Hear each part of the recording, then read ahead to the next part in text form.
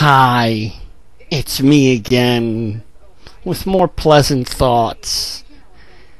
Meant to put what do you call it, a bounce in your step. Yeah, that's what I'm good for.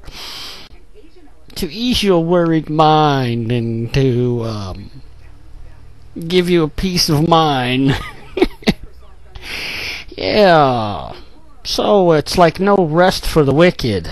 The old men are working 7 days a week, including this Sunday when all the children of God are studying their Bibles and hearing the Word in their favorite church. All the college kids are away somewhere on spring break, getting wild and crazy. Then there's a mixture of the good people getting out of church and getting to their friend's house or their local eating and drinking establishment to participate in viewing of the colossal March Madness college basketball tournament. Yeah, between the two of those things, the Omen are running around telling GM that they're going to bail them out anyway, even though they haven't come up with a plan. Or they can declare bankruptcy. Or they're going to make them declare bankruptcy. So, which amounts to also getting bailed out. Or, like I said, in previous inspiring and light-hearted videos, bailout means buyout. So they're still taking over while we're all, taking a rest. No rest for the wicked. Yes, they keep on going, they keep on firing, they keep on snooping and pooping and, directing their fire. Monday morning, they'll have everybody scattering and scrambling to play defense on their attacks of the day on our would-be strong economy if they would not be constantly plinking away at the outer armor of our American industrious entrepreneurial nature and causing us all to feel angst about the future. And once we get over to where they fired and we're starting to deal with that, then Omen will come on, make a speech the very next day, firing from a totally different direction, and we're like, what? Oh, over there.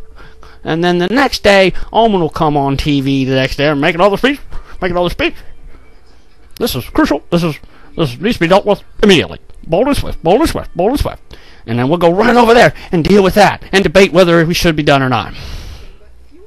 And he's keeping us jumping around, trying to keep us on our toes so much that we lose balance. It's like, we're a short, skinny white guy in the middle of a bunch of, tall, finely bred young African-American males who are, on their way to being the next Michael Jordan. And we're just getting trounced. We're getting just trampled by this barrage, this siege, this surge, this attack after attack on the economy. And the bullets are all this fake money he's printing and throwing it everywhere. And it's all about these unions. See, that's why they want the card check so bad, because they want to be able to unionize everybody that's got 2 or more people in the company.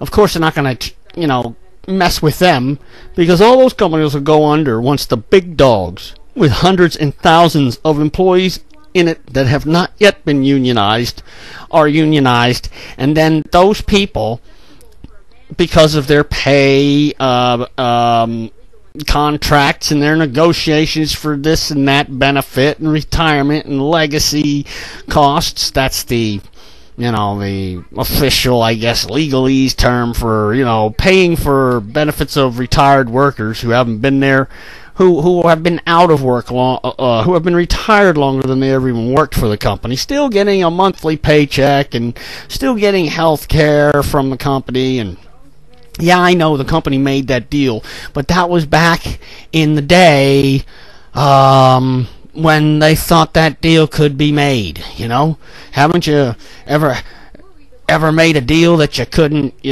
keep your end of the bargain, and you just prayed that somebody would just forgive you and give you a break? Omen is forcing all the banks to give all these foreclosing mortgage people a break by turning it around and saying that it's the bank's fault to begin with, even though it was Washington, Barney Frank, and all them shitheads that forced the banks, ordered the banks. Now we're going to blame General Motors for making a bad deal. Nobody's going to feel bad about them. Oh well, they should have stuck. They just should have made the deal if they couldn't keep it. Yeah, well, if they didn't make the deal, then those workers would have stayed on strike and the company would have gone under. Maybe it would have been better for them if they went under way back in the day before Omen ever got there and had to interfere in everything. But as it stands now, do you expect these workers union people and retired workers, how many of them do you picture will ever step up to the plate and say, okay, man, they took care of me for a good long while, and really I'm doing okay, and we can relieve some of that burden on the company in the interest of the company and the other workers. You hear Omen talking all the time about how workers are sacrificing hours of time of their regular work week and thusly getting a smaller paycheck in order to enable their fellow employees to continue working. So let's see it. Let's see it actually happen. I have never seen one example of that in the news, CNN or anybody. Have you? Where they went to a report of them going to somebody's house who was actually working less hours so that their buddy can keep his job at the same company. My money says that's an other total lie from the Omen. I would stand corrected and certainly apologize if you or anybody or Mr. President, if you could prove me wrong. And not with some little bogus little freak show thing like you like to do, where you have some fake propped up bullshit going on. I mean, I'm talking real, for real, with a lot of proof. Let's see some of you union scrote bags do that. Have a little heart for your company, man, I was in the U.A.W. before. It's a nightmare. It's a freaking game. And I hated it. I loved my job, but I hated that union, and I had nothing I could do about it. Because they just ordered us all around more than the workers, more than the management did. But that's a whole other story. Any other companies that are stupid enough, to take on a union, to agree to let a union in, then your next thing you're going to do is have Geithner shutting you down.